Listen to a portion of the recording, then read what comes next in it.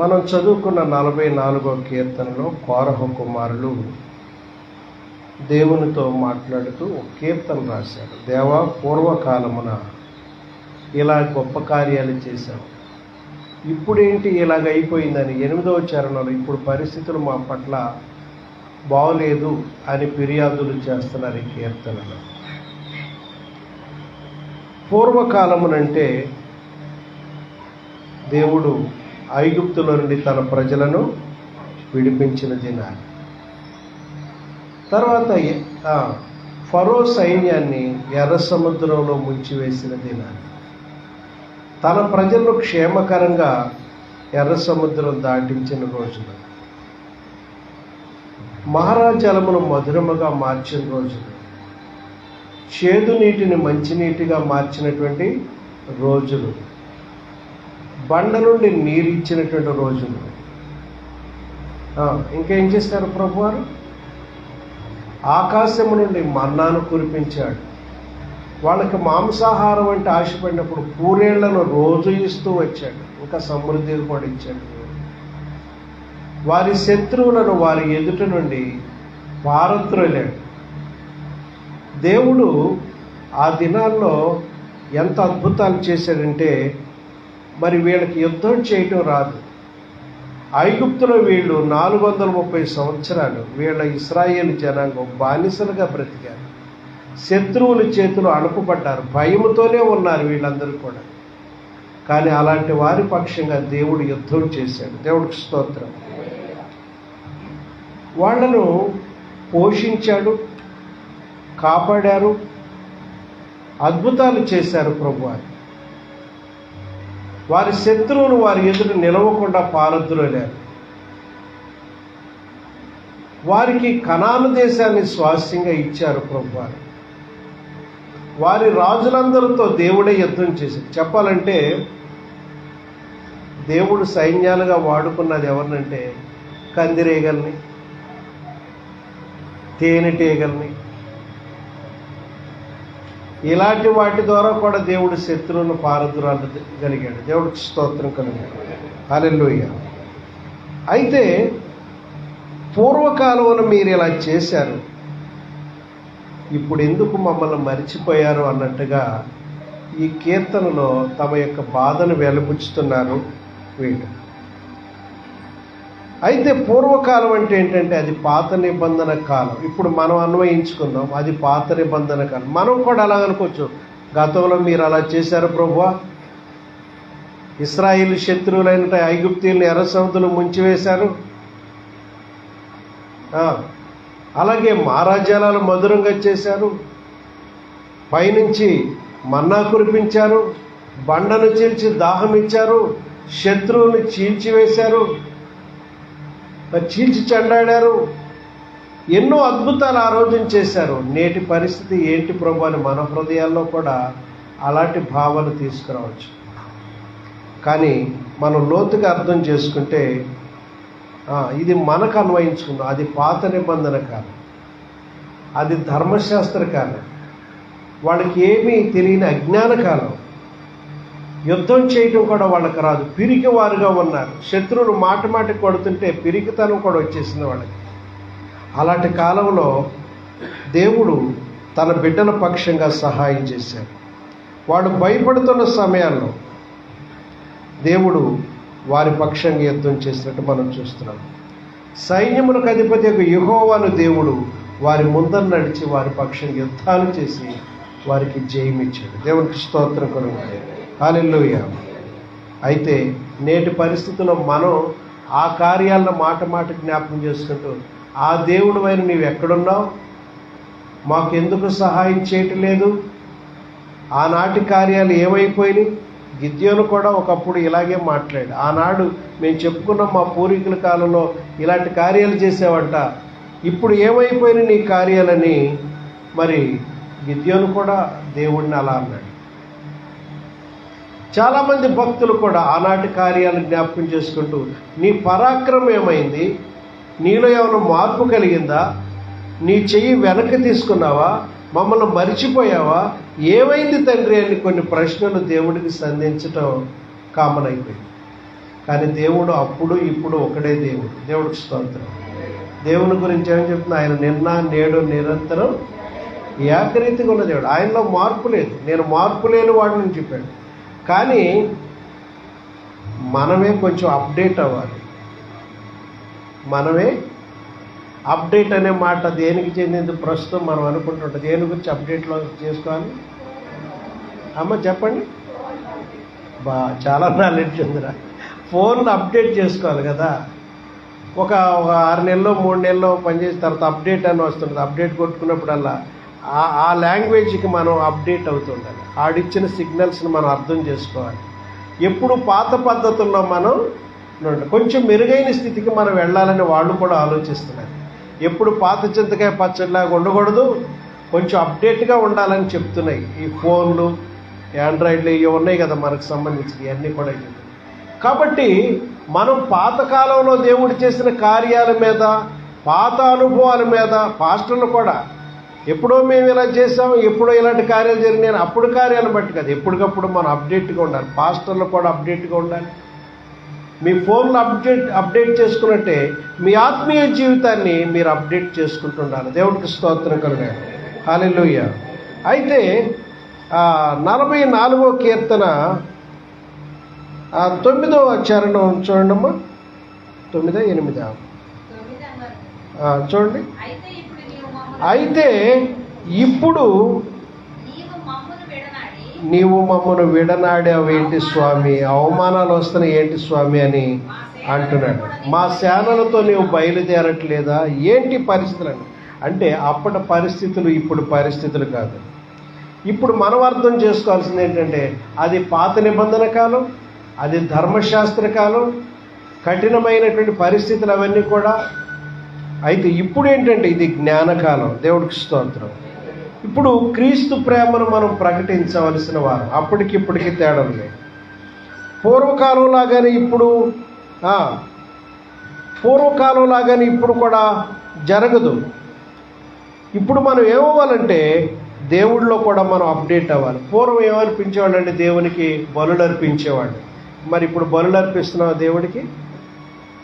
చెప్పండి అమ్మా. పూర్వకాలం దేవునికి బలులే అర్పించేవాళ్ళు. వేల కొలది, లక్షల కొలది గొర్రెలు, ఎడ్లు దేవుడు బలి. ఇప్పుడు మరి బలులు జరుగుతున్నాయా? మనం ఏం చేసాం? దాని నుంచి అప్డేట్ అయ్యాక దేవుడికి స్తోత్రం. ఇప్పుడు మా పెదవులు అర్పిస్తున్నాం, మా దేహాలు అర్పిస్తున్నాం, మా స్తుతులు అర్పిస్తున్నాం అంటూ కొంచెం ముందుకు వచ్చాం. దేవునికి స్తోత్రం కలగాలి. అలాగే గతంలో సున్నతి ఆచారం ఉండేది, ఇప్పుడు మనకుందా? లేదుగా. దేవునికి స్తోత్రం. అలాగే వారికున్న పండగలు, ఆచార కర్మకాండలు ఉండే అవన్నీ ఇప్పుడు ఉన్నాయా మనకి? ఆవు దూడ భస్మాన్ని వాళ్ళు రాసుకునేవాళ్ళు, ఆ నీళ్లు చల్లుకునేవాళ్ళు. అలాంటివి మనకున్న ప్రోక్షణ, ఆ సిద్ధాంతాలు మనకి ఇప్పుడు లేవు. అన్నిటిలో మనం కొంచెం మెరుగైన స్థితికి వచ్చేప్పుడు దేవుడికి స్తోత్రం. ఎందుకంటే క్రీస్తు ప్రభువారు మన కొరకు సిలువలో బలియాగం అయ్యారు. అప్పటిలాగా ఇప్పుడు కూడా నేను చేస్తాను, అప్పుడులాగా ఉంటాను అని అంటే దేవుడు దాన్ని ఇప్పుడు ఆమోదించట్లేదు. కొంతమంది పస్కా పండుగని చేసి కోళ్ళు గొర్రెలు కోసుకుని తింటుంటారు. పస్కా పండుగ యేసు శిలువ మరణంలోనే నెరవేరింది. ఇంకెలాంటి పిచ్చి పిచ్చి పండుగలు చేయకూడదు. మనం చేస్తే అది ఇప్పుడు దేవునికి విరోధమైన పాపం అయిపోతుంది. పస్కా పండుగ అంటే యేసు శిలువ మరణాన్ని జ్ఞాపకం చేసుకోవాలి తప్ప మనం బలులు అర్పించుకుని అప్పుడులాగా ఆ విందు వినోదాలు అలాంటివి కాదు మనం ఇప్పుడు చేయాల్సింది. యేసు మన కొరకు తన ప్రాణం పెట్టాడని గుర్తు చేసుకుని ఆ బలుల యొక్క నెరవేర్పు క్రీస్తులో జరిగిపోయిందని మనం క్రీస్తులో సాగిపోవలసిన విధానం ఉంది. హల్లెలూయా. మనం పూర్వ పద్ధతుల్లోనే బలులు అర్పిస్తే మనం చేసే బలులు, నైవేద్యాలు అన్నీ కూడా పాపంగా మారిపోతాయి. పాపంగా ఇప్పుడు అలా పద్ధతుల్లో మనం నడవకూడదు. అపోస్తుల కార్యముల గ్రంథంలో మాట చూద్దామండి. 17వ అధ్యాయం 30వ వచనం చూద్దాం. నువ్వు పూర్వంలో నడుద్దాం అనుకుంటే ప్రభు నీతో నడవడు. అర్థం చేసుకో. 17వ అధ్యాయం 30వ వచనం. ఆ అజ్ఞాన కాలములను దేవుడు చూచి చూడనట్టుగా ఉండెను. ఇప్పుడైతే అంతటను అందరూ మారు మనసు పొందవలని మనుషులకు ఆజ్ఞాపిస్తున్నాడు. దేవునికి స్తోత్రం. ఏంటమ్మా దేవుడు ఏం చేశాడమ్మా? గతంలో కాలం ఏ కాలం అది? అజ్ఞాన కాలం. ఎంత చెప్పినా వాళ్ళకి అర్థమయ్యేది కాదు. చదువులు రాని మూర్ఖ కాలం, అజ్ఞాన కాలం. ఇప్పుడు రాకెట్తో చంద్రమండలానికి, వేరే గ్రహాలకు కూడా మానవుడు ప్రయాణం చేస్తాడు. ఇది జ్ఞానకాలం. ఇప్పుడు కొంతమంది ఆఫీసుల నుండి పనిచేసాడు. ఇప్పుడు వర్క్ ఫ్రమ్ హోమ్ అని ఇంటి దగ్గర ల్యాప్టాప్ పెట్టుకుని పనిచేసేస్తున్నారు. ఆఫీసులో ఉన్నట్టే. అక్కడ ఆఫీసులో చిత్రాలన్నీ ఇక్కడ కనబడిపోతాయి. ఆఫీసులో ఎంతమంది కూర్చున్నారు ఇక్కడ ఇతను కనబడిపోతుంది. ఇక్కడి నుంచి డిక్టేట్ చేస్తాడు, లే నువ్వు సరిగా పనిచేయట్లేదని చెప్తుంటాడు. కారణం ఏంటంటే ఇది జ్ఞానకాలం. ఇదే కాలం చెప్పండమ్మా? ఆ అజ్ఞాన కాలంలో దేవుడు ప్రజలను చూచి చూడనట్టుగా కొంచెం ఎగ్జంప్షన్ ఇచ్చాడు. కానీ ఇప్పుడు ఇది ఏ కాలం? జ్ఞానకాలం. ఇప్పుడైతే అందరూ అంతటను మారు మనసు పొందాలని కోరు మనుషులకు దేవుడు ఆజ్ఞాపిస్తున్నాడు. కాబట్టి ఇప్పుడు మనకు కార్యాలు జరగకపోవటం గల కారణాలు ఏంటంటే మనం మారు మనసు పొందాల్సిన అవసరం ఉంది. ఏమా గతంలో కూడా ఉంది కానీ అంత స్పష్టంగా లేదు. ఇప్పుడు మారు మనసు అనేటువంటి సిద్ధాంతాన్ని యేసు ప్రభువు తీసుకొచ్చాడు. దేవుడికి స్తోత్రం కలుగును. ఇదిగో పరలోక రాజ్యము సమీపించింది, మారు మనసు పొందితే దీంట్లో ప్రవేశిస్తారని చెప్తున్నాడు దేవుడు. ఇప్పుడు మానవులు తాము చేసిన అతిక్రమాల కోసం మారు మనసు పొందకపోతే దేవుడి కార్యాలు నీ పట్ల ఇప్పుడు నెరవేరు. నువ్వు అప్డేట్ అవ్వాలి. గతంలో పద్ధతుల్లో బ్రతుకుతాను, అప్పుడులాగా ఇప్పుడు చేయి ప్రభువా, అలాంటి కార్యాలు చేయి, ఇలాంటి కార్యాలు చేయంటే నేను పట్టించుకోడు దేవుడు. నీకు ఎలా నువ్వు ఎలా ఉండాలంటే నువ్వే దేవుడు కొంచెం అప్డేట్గా మారాలి. ఆయన సిద్ధాంతం దేవుడు ఏం చెప్పాడు ఆ కాలం, ఇప్పుడు ఏం చెప్తున్నాడు అనేటువంటిది మనం గుర్తు చేసుకుని ఏం చేయాలంటే దేవుడు చెప్పినట్టుగా మనం ఏం చేయాలి? ఆజ్ఞాపిస్తున్నాడు ఆయన. నువ్వు మారు మనసు పొందితే నువ్వు శాంతిగా బ్రతుకుతావు. నువ్వు మారు మనసు పొందితే ఆరోగ్యంగా బ్రతుకుతావు. నువ్వు మారు మనసు పొందితే మీ కుటుంబాలు అన్నీ కూడా బాగుంటాయి. దేవుడికి స్తోత్రం. మారు మనసు అనేటువంటిది మానవులు పాటించకపోవటం వలన అనేకమైన సమస్యలు మానవులు ఎదుర్కొంటున్నారు. దేవుడికి స్తోత్రం.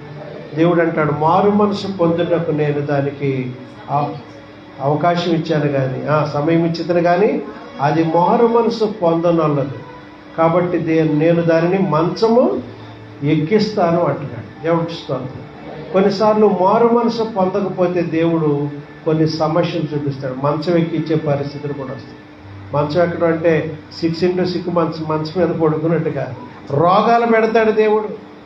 తీరని సమస్యలు పెడతాడు. మంచం ఎక్కిస్తాడంటే మంచిదే కదా అని అనుకుంటారు కదా. మంచం ఎక్కించినట్టు అది కాదు. శ్రమలు పెడతాడు. హాస్పిటల్ బెడ్ మీద ఉంచుతాడు. చాలా సమస్యలు పొందుతావు. దేవుడు దీని నుండి, ఈ పరిస్థితి నుండి నీ నుండి ఆశించేది ఏంటంటే నువ్వు మారు మనసు పొందాలని దేవుడు కోరుతున్నాడు. దేవుడికి స్తోత్రం కలుగును. ఎఫెసీ పత్రిక 5:16 కూడా ఒకటి చదవండమ్మా. తర్వాత 4:18 తీసుంచండి. ఎఫెసీ పత్రిక 5:16. దినములు చెడ్డవి గనుక మీరు సమయమును పోనీయక సద్వినియోగము చేసుకొనుచు అజ్ఞానుల వలె కాక జ్ఞానుల వలె నడుచుకుని జాగ్రత్తగా చూచుకొని. మనం ఎలా ఉండకూడదు అంటాడమ్మ దేవుడు. ఇప్పుడు అజ్ఞానుల వలె కాక జ్ఞానుల వలె నడుచుకున్నట్లు మీరు చూసుకోండి. ఎఫెసీలకు రాసిన పత్రిక 4:18 కూడా చూద్దాం. 4:18. వారైతే అంటే పూర్వమున్న మనుషులైతే అంధకారమైన మనస్సు గలవారై తమ హృదయ కాఠిన్యం వలన తమలో ఉన్న అజ్ఞానము చేత దేవుని వలన కలుగు జీవములో నుండి వేరుపరచబడుతున్నారు. చాలండి చాలు. ఏమా వారు తమ అజ్ఞానము చేత దేవుని వలన కలుగు జీవములో నుండి వేరుపరచబడిపోతుంది. నీవు అజ్ఞానములో ఉంటున్నావంటే అర్థం ఏంటంటే దేవుని వలన కలిగేటువంటి జీవం అందుకోలేకపోతున్నావు. నువ్వు ఇంకా మారు మనసు పొందట్లేదంటే దేవుళ్ళ నుండి వచ్చే జీవం నువ్వు తీసుకోలేకపోతున్నావు. దేవుల్లో ఉండేటువంటి ఆ సమృద్ధికి నువ్వు హక్కుదారుడు కాలేకపోతున్నావు. కాబట్టి ఈ ఉదయకాలపు ఆరాధనలో దేవుడు నీతో మాట్లాడేది ఏంటంటే, నీవు అజ్ఞానంగా, మూర్ఖత్వంగా, పాత పద్ధతుల్లో అలాగే ఉండిపోవద్దు. దేవుడు నిన్ను కొంచెం ముందుకు నడిపించాలని కోరుతున్నాడు. దేవుడికి స్తోత్రం. దేవుడు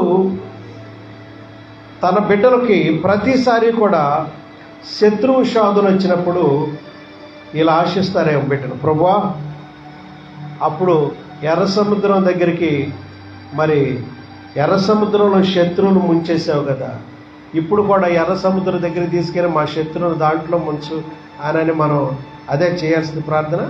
ఇప్పుడు పాత పద్ధతుల్లో దేవుడు ఇశ్రాయేలు మీదకి వస్తున్న శత్రువుల్ని ఎర్ర సముద్రంలో ముంచేసిన విషయం అప్పుడు జరిగింది. ఇప్పుడు కూడా మనం అలాగే చేస్తామా? ఇది ఏ కాలం? ఇది ప్రేమ కాలం. దేవుడు సువార్త ప్రకటించిన కాలం. కనికరము దేవుడు విత్తమన్నాడు, ప్రేమను విత్తమన్నాడు. ఇక్కడ మనం ఆ పాత పరిస్థితిలో, మూర్ఖత్వంలో, కక్షల్లో, క్రోధాల్లో, క్షమించలేని తనంలో మనం ఉండకూడదు. ఇప్పుడు మనం అప్డేట్ అయ్యి ఎక్కడికి వచ్చామంటే ఆ ధర్మశాస్త్ర కాలం నుంచి కృపకాలంలోకి వచ్చాం, ప్రేమ కాలంలోకి వచ్చాం. యేసుక్రీస్తు శత్రువుల కొరకు మనం శత్రువులమై ఉండగా, పాపులమై ఉండగా, దుర్నీతిపరులమై ఉండ మన కొరకు మనం ప్రేమించి తన ప్రాణాన్ని పెట్టాడు. కాబట్టి మనం ఇప్పుడు ఏమవ్వాలంటే మనము ఆ ప్రేమను మనం అర్థం చేసుకోవాలి. దేవునికి స్తోత్రం కలుగును. హల్లెలూయా. దేవుడు తన ప్రజలను తనతో అత్యంత నూతనమైన క్రియలు చేస్తూ క్రొత్త పందాలో మనం నడిపించాలనుకుంటున్నాడు. ఒకవేళ దేవుడు కనుక నిన్ను విడిచిపెడితే నీవు ఉంటావా ఈ లోకంలో? దేవుడే కనుక చెయ్యొదిలేస్తే మనం ఉండగలమా భూలోకంలో? హల్లెలూయా. 44:9 చరణం ఒకసారి చదవండి. 44:9 కీర్తన. అయితే ఇప్పుడు నీవు మమ్మల్ని విడనాడి అవమానపరిచున్నావు. ఎందుకు విడనాడాడో అర్థం చేసుకోవాలి. నిజంగా విడనాడితే అసలు మనం ఉండం భూమి మీద. నీవెందుకు మమ్మల్ని విడిచిపెట్టావు అంటున్నాడు. దేవుడికి స్తోత్రం. నన్ను విడువక ఎడబాయక కాచితివా,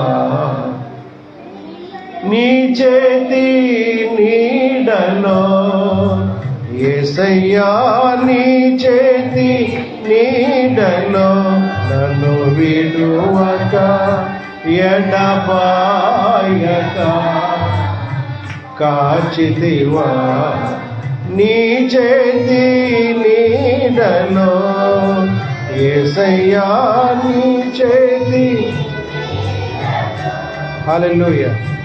ఇక్కడ మనం అర్థం చేసుకుందాం, కొంచెం లోతుగా వెళదాం. సరే, ఒకవేళ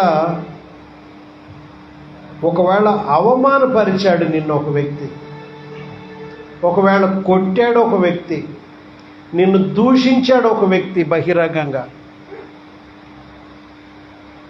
వాడు బలవంతుడా, పడి సహించినోడు బలవంతుడు? ఒకసారి అర్థం చేసుకుని ప్రస్తుత కాలాన్ని మనం అన్వయించు.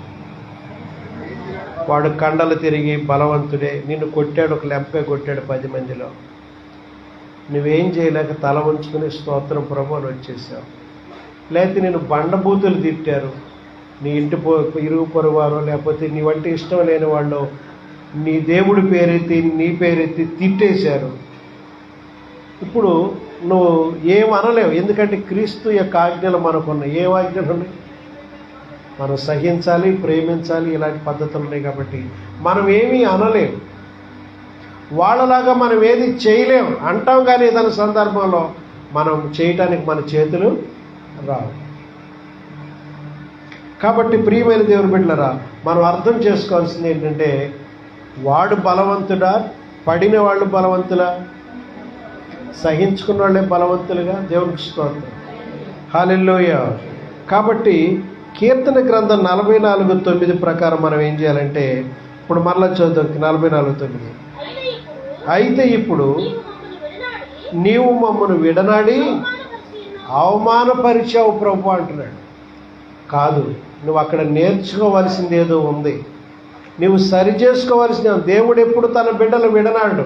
ఒకవేళ ఇలాంటి సంఘటనలు జరిగితే ఏమవుద్దో చూద్దాం. 44:10 చదవమ్మా.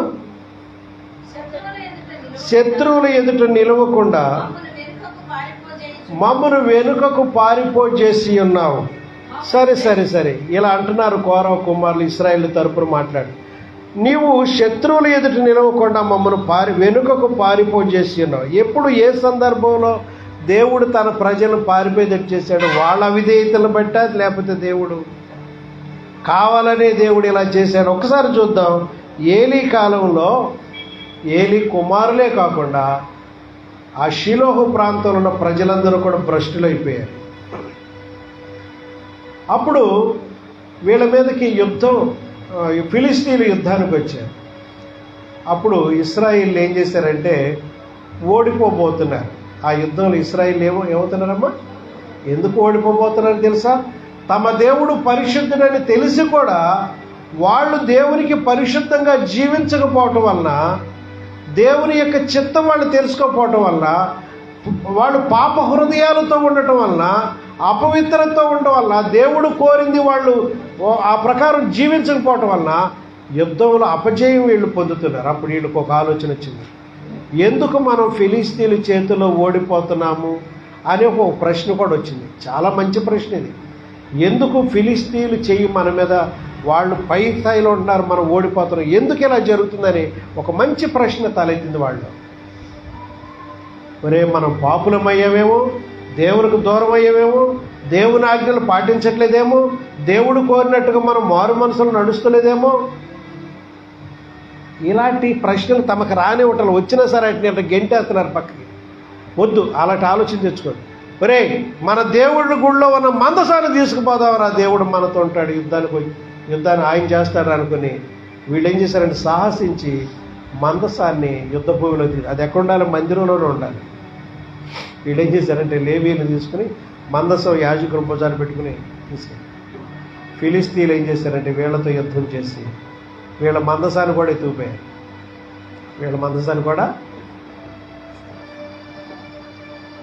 వీళ్ళలో దొరికిన చంపేశారు. అదే టైంలో ఏలీ ఇద్దరు కొడుకులైనటువంటి వారు ఏలీ ఇద్దరు కొడుకులు కూడా చనిపోయారు అక్కడ యుద్ధంలో. ఆ మందసాన్ని యాజకులు చేత మోయించుకున్నారో లేదా వాళ్ళే పట్టుకుపోయారు తమ దేశాన్ని.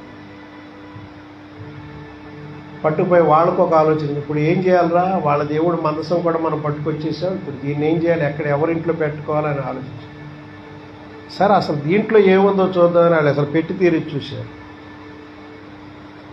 ఆ ఫిలిస్తీన్ జనాంగం అందరికీ ఒక రకమైన తెగుళ్ళు వచ్చేసింది. అసలు ఆ మందసం ఓపించే చూడకూడదంట. అసలు వాళ్ళందరికీ తెగుళ్ళు వచ్చేసింది. గాతు, ఎక్రోను, అష్డోతు, కొన్ని 5 రాజ్యాలు ఉన్నాయి వాళ్ళకి. వాళ్ళందరికీ ఇంతంత గడ్డలు వచ్చేస్తున్నాయి. ఒక రోజులోనే అందరికీ వాళ్ళ దేవతా మందిరంలో తీసుకెళ్ళి పెట్టారు.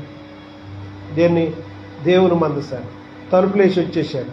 ఉదయాన్నే పూజలకి వెళ్ళి చూస్తే ఆ దాగోను ప్రతిమ దేవుని మందసం ఎదుట బోర్ల పడి ఉంది. అపచారం అని చెంపలేసుకుని దాన్ని నిలబెట్టారు వీళ్ళు.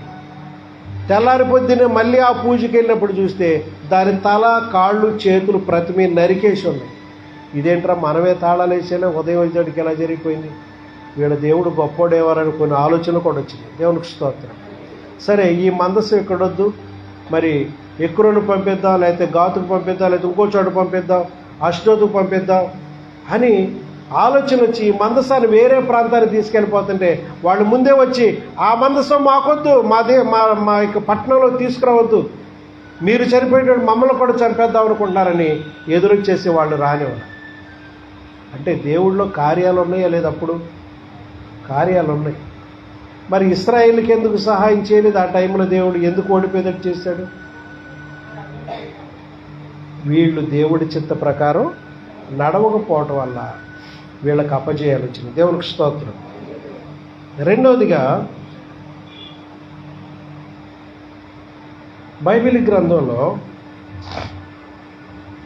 బెన్యామీలు అనేవాళ్ళు, ఒక లేవీయుడు ఒక ఉపపత్తిని చేసుకుని సంసారం చేస్తుంటే ఆవిడ తప్పు చేసి పుట్టింటికి పారిపోయింది. తప్పు చేసింది దొరికింది, భర్త కొట్టాడు, పుట్టింటికి వెళ్ళిపోయింది. అక్కడ కొంతకాలం ఉన్న తర్వాత మళ్ళీ ఇతనికి ప్రేమ కలిగి ఆవిడ అందంగా ఉందని తెచ్చుకుంటాకి వెళ్ళాడు.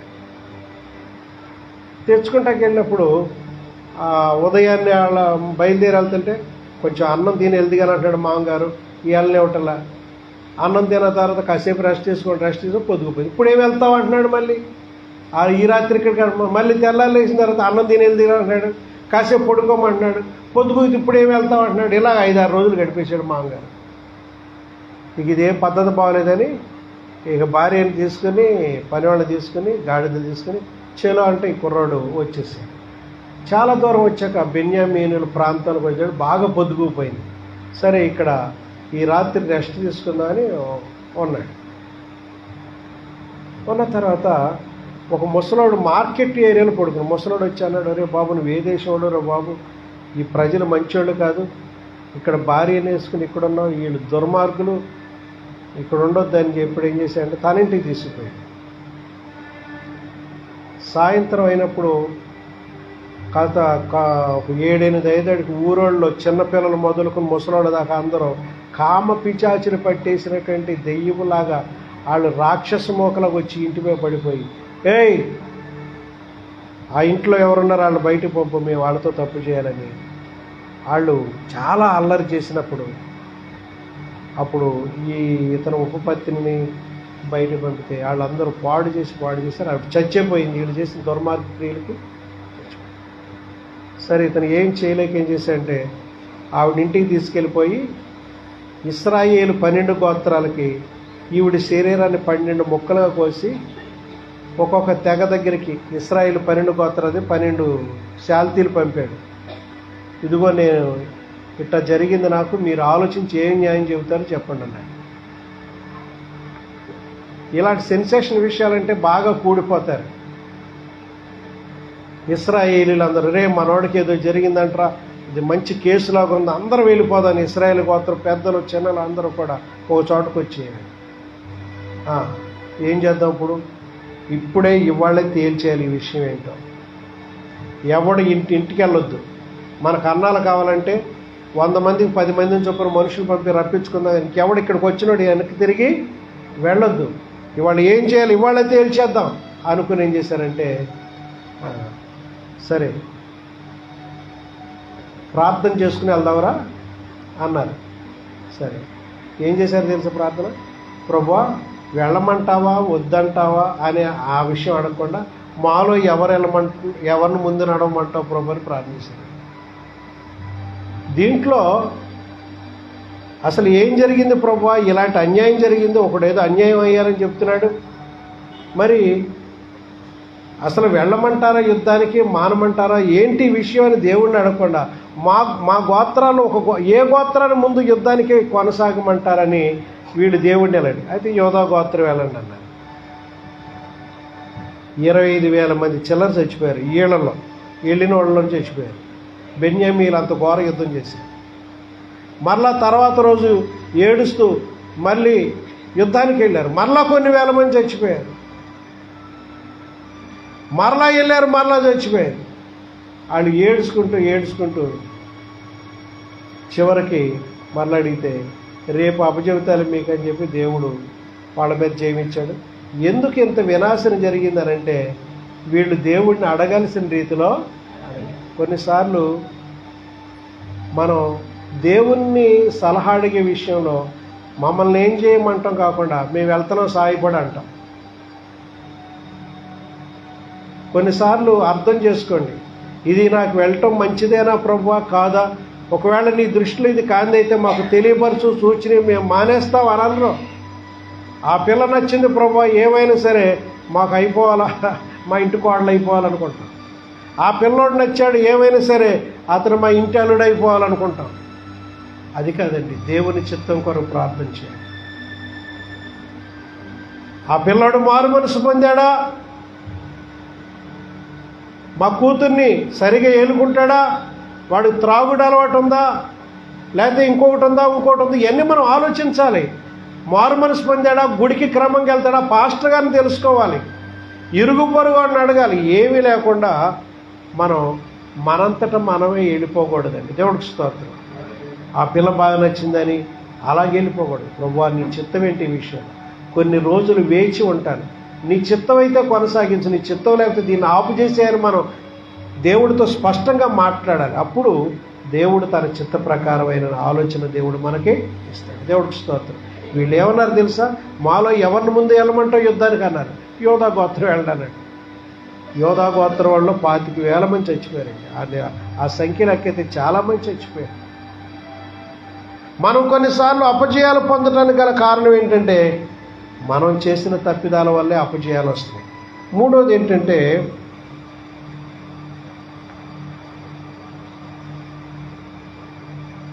దావీదు సైన్యంలో కొంతమంది చనిపోయారు. ఎప్పుడో తెలుసండి,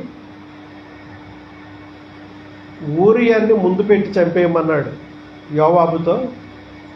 ఊరియా విషయం తెలుసు కదా, బత్షెబాతో చిన్న తప్పు చేశాడు. చిన్న తప్పు పెద్ద తప్పు దావీదు మహారాజు చేశాడు. సరే యుద్ధంలో ఉన్న భర్తను పిలిపించాడు. వెళ్ళి ఇంటికాడ పడుకోయా తర్వాత మాట్లాడదామన్నాడు. ఈయన అసలు ఇంటికి వెళ్ళలే.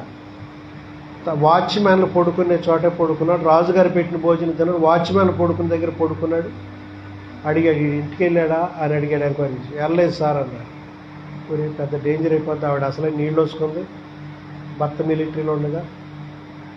మరి ఏంటి రాత్రి ఇంటికి వెళ్ళలేదంట అని అడిగారు. ఈయన వెళ్ళలేదు సార్. మళ్ళీ తాగుపోసి బాగా మద్యం అంటే ద్రాక్షరసం పోసి మంచి బలమైన ఆహారం పెట్టి ఈ రాత్రి అన్న ఇంటికి వెళ్ళి పడుకో అన్నాడు. వెళ్ళి పడుకోవాలి. ఉదయం అడిగాడు, ఇంటికి వెళ్ళాడు అని అడిగాడు. సార్ వెళ్ళలేదు సార్, ఇక్కడే పడుకున్నాడు అన్నాడు. ఏంటి వెళ్ళలేదు ఊరియా, ఇంటికి వెళ్ళలేదంటే ఏంటి, నాకు తెలిసింది ఏంటి సంగతి. మన ప్రజలందరూ యుద్ధ భూమిలో ఉండి ప్రాణాలు ఉండి అక్కడ యుద్ధం చేస్తుంటే ఇది టైం అయినా నేను ఇంటికాడికి వెళ్ళి నా భార్యతో పడుకుంటాకి ఇది మంచి సమయం అని నేను పడుకున్నాను. అప్పుడు ఇదేదో పెద్ద సమస్య వచ్చేటట్టు ఉంది.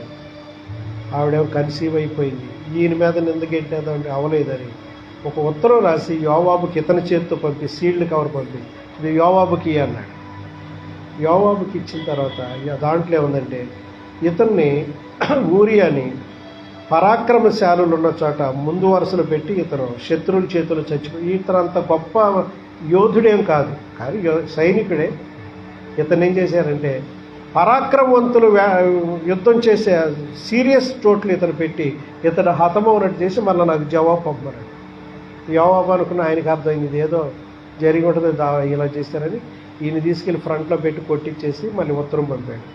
ఆయన ఆ టైంలో కొంతమంది ఇశ్రాయేలు యోధులు కూడా చనిపోయారు. ఇలా ఈ మిస్టేక్ను చేసుకుంటానికి ఇశ్రాయేలు వారిలో కూడా కొంతమంది చనిపోయారు.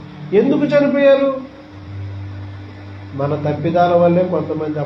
అప్పుడు వరకు ఇశ్రాయేలు ఎవడో బెజ్జవాడల ఒక్కడు కూడా చాలు. కానీ ఊరియా విషయంలో ఆ ప్లేస్ను వీళ్ళు ఇలా నిర్ణయించి అక్కడ పెట్టడం ద్వారా శత్రువులు బాణాలు చీడలో చాలామందిని చంపేస్తారు. దేవునికి స్తోత్రం కలుగుగాక.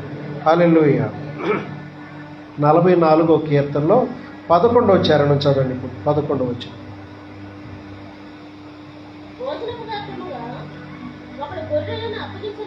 ప్రభువా భోజన పదార్థముగా ఒకడు గొర్రెలను అప్పగించినట్లుగా నీవు మమ్మల్ని అప్పగించేసావా?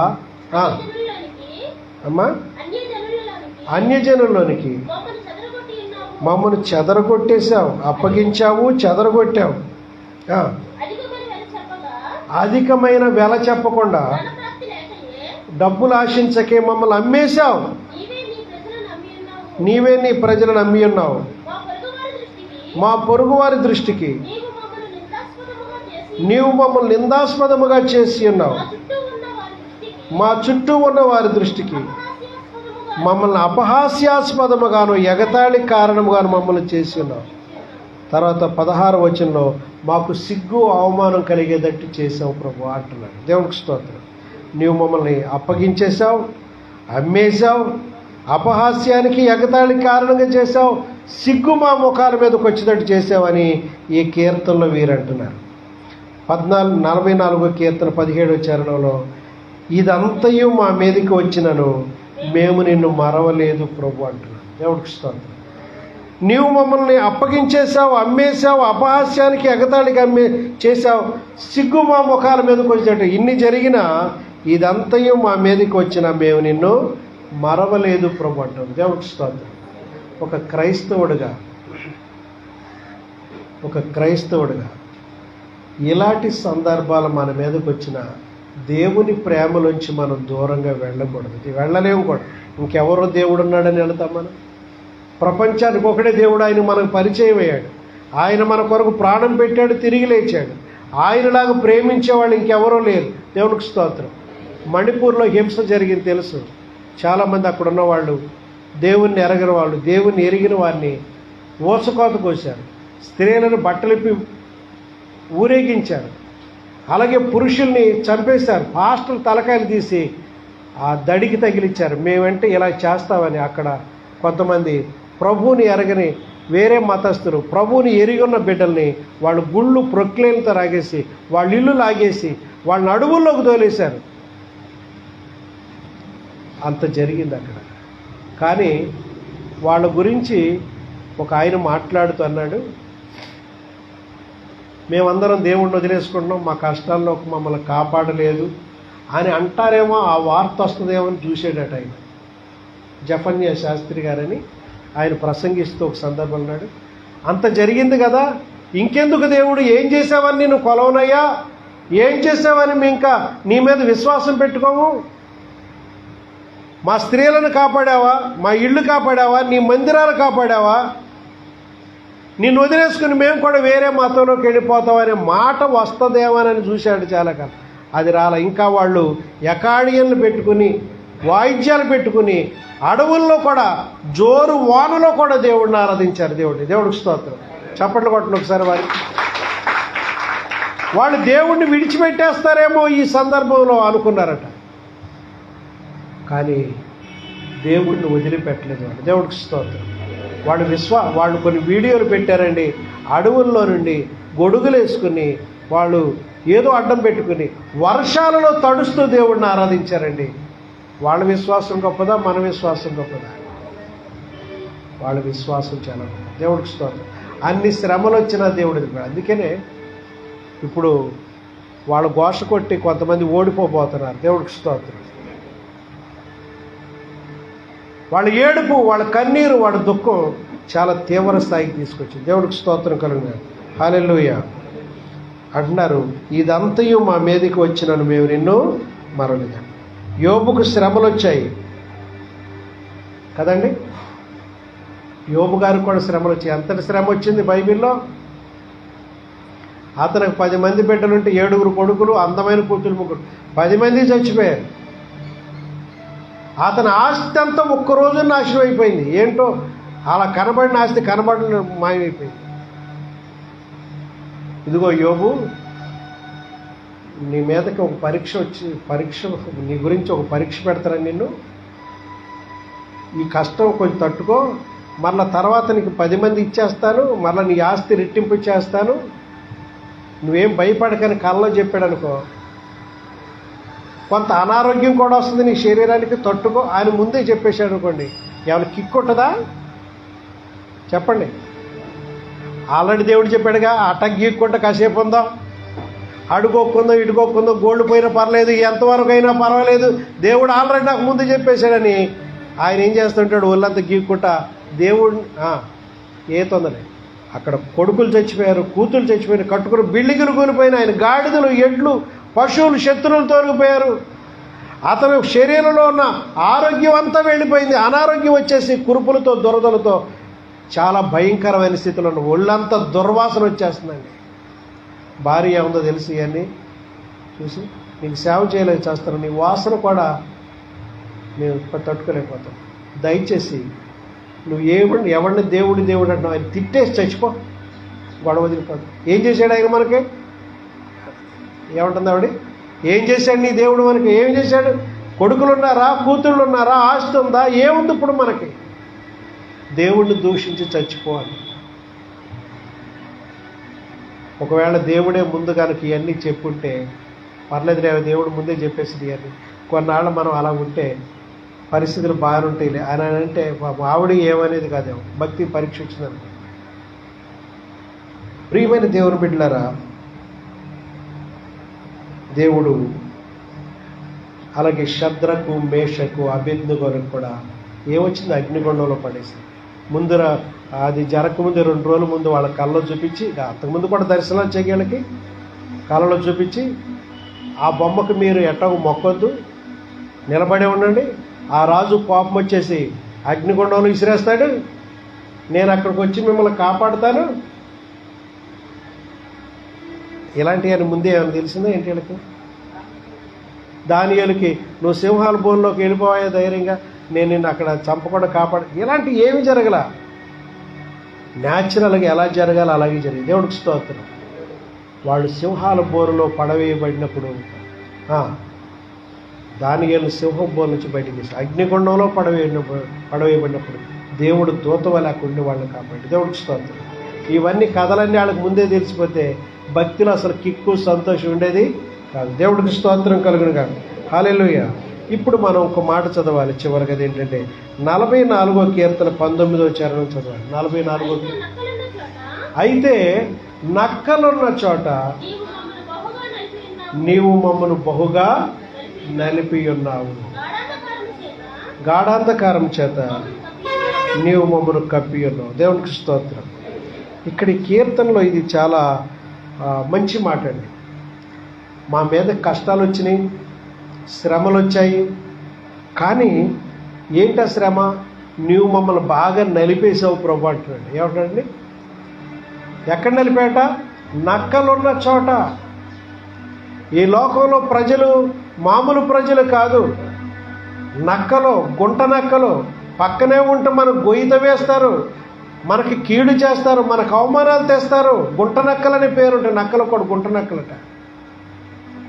ద్రాక్ష చెట్లు పాడు చేస్తారు, కుటుంబాలు నాశనం చేస్తారు, మనకు అవమానం తీసుకొస్తారు. కానీ నక్కలున్న చోట మీరు మమ్మల్ని ఏం చేశారు? బహుగా నలిపేశారు ప్రభు. దేవుడికి స్తోత్రం. ఒక మాట చెప్తాను నేను. సంపెంగ పువ్వును కొంచెం నలుపుతున్నాం అనుకోండి, ఏమొస్తుంది? మీకు అందరికీ ఆడవాళ్ళకి తెలిసి ఒక్కసారైనా తలలో పెట్టుకుని ఉంటారు. అది పెద్ద అందంగా ఉండదు, కానీ 4 రేకులు 3 రేకులు ఉంటాయి. అది సువాసన కొరకే పెట్టుకుంటారు, అందమైన పుష్పం కాదు అది. కానీ జస్ట్ ఇలా మెదిగితే అమోఘమైన అరోమా వచ్చేస్తుంటారు. దేవునికి స్తోత్రం. మనం దేవుడు ఒకవేళ నలిపితే మనల్ని, మన నోట స్తోత్రాలు హల్లెలూయా తప్ప ఇంకేమొస్తుంది? దేవా నువ్వు పరిశుద్ధుడు, సర్వశక్తిమంతుడు, సజీవుడు అంటాం తప్ప ఇంకేమొస్తుంది మన నోటముట? మన చుట్టూ నక్కల లాంటి వాళ్ళు పొంచి ఉండి మనల్ని ఒకవేళ ఏదో చేద్దాం అనుకున్నప్పుడు, వాళ్ళ వల్ల మనం హింసించబడుతున్నప్పుడు కూడా మనలోంచి ఏమి వస్తాయంటే, మనలోంచి ప్రేమ అనే సుగంధం వస్తుంది. దేవునికి స్తోత్రం. క్షమ అనేటువంటిది వస్తుంది, దీర్ఘశాంతం వస్తుంటుంది, వినయం వస్తూ ఉంటుంది. ఇలాంటి మంచి గుణాలే మనలోంచి వస్తుంటాయి. దేవుడికి స్తోత్రం. నీవు నక్కలున్న చోట మమ్మలను బహుగా నలిపేశావు. ఎందుకంటే ఈ నలుగుడిలో కూడా మనలోంచి స్తోత్రాలు వస్తాయి. యోబు ఒక మాట అన్నాడు, ఇంత జరిగితే ఆయన అన్న మాట ఏంటో తెలుసా? యెహోవా ఇచ్చెను, యెహోవా తీసుకొనిను, ఆయన నామానికే మహిమ కలుగును కాకన్నాడు. దేవుడికి స్తోత్రం. అది సువాసన అంటే. దేవుడు నలిపాడు అక్కడ ఆయన్ని. ఒకవేళ నలపడానికి శత్రువైన సాతానికి అవకాశం ఇచ్చాడు. సరే, ఆయన శరీరం మీద ఇచ్చాను, ఆయన ఆస్తి మీద ఇచ్చాను, ఆయన పిల్లల మీద, బిల్డింగుల మీద, పశువుల మీద నీకు అధికారం ఇచ్చాను అని ఒకవేళ ఆ నలిపిందంతా శత్రువులైనటువంటి సైతాని శక్తులే అతని మీద యుద్ధం చేసి నలిపేశారనుకోండి, ఆయనలోంచి వచ్చిన ఏంటి తెలుసా? కృతజ్ఞత. దేవుడికి స్తోత్రం. నీవు ఇచ్చిందే కదా ప్రభువా, యెహోవా ఇచ్చావు, యెహోవా నీవే తీసుకున్నావు, నీ నామమునికే మహిమ కలుగును కాదు. దేవుడికి స్తోత్రం. ఈ కీర్తనలో ప్రియులరా, ఈ స్థితికి మనం రావాలి.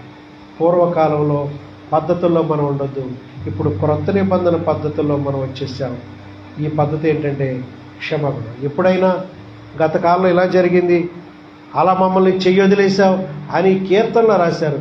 ఏ సందర్భంలో దేవుడు శ్రమలకు అప్పచెప్పాడు వాళ్ళంటే, వాళ్ళు తప్పిదం చేసినప్పుడే కొన్ని శ్రమలు దేవుడు ఎప్పుడు చేయవదలేదు. దేవుడికి స్తోత్రం కలుగును గాక.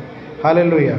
కాబట్టి ప్రియమైన దేవుని బిడ్డలారా, మనం దేవుడిని ఎలా ఉండాలంటే అప్డేట్ అవుదాం ఎప్పటికప్పుడు. దేవుడిలో కృతజ్ఞతగా ఉందాం, మరింత భక్తికి వెళదాం, మరింత దేవునిలో స్తుతిగానాలు చేద్దాం, మరింత దేవుని దగ్గరకు ఉందాం, దేవునికి స్తుతిగానాలు చేద్దాం. దేవుడు మనల్ని ఎప్పుడు మర్చిపోడు. గాఢాంధకారంతో మీరు మమ్మల్ని కప్పారంటున్నాడు ఈ కీర్తనలో. ఏం చేసినాము? నక్కలున్న చోటని మమ్మల్ని బహుగా గాఢాంధకారం చేత మమ్మల్ని కప్పాము. అంటే ఒకవేళ మనం శత్రువుల చేతి దొరకకుండా దేవుడు గాఢాంధకారం పంపాడు.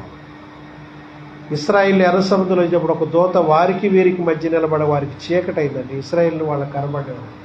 దేవుడు ఒకవేళ గాఢాంధకారం పరిస్థితి నీకు వచ్చినా అది నీకు మేలే అవుతుంది. దేవుడికి స్తోత్రం.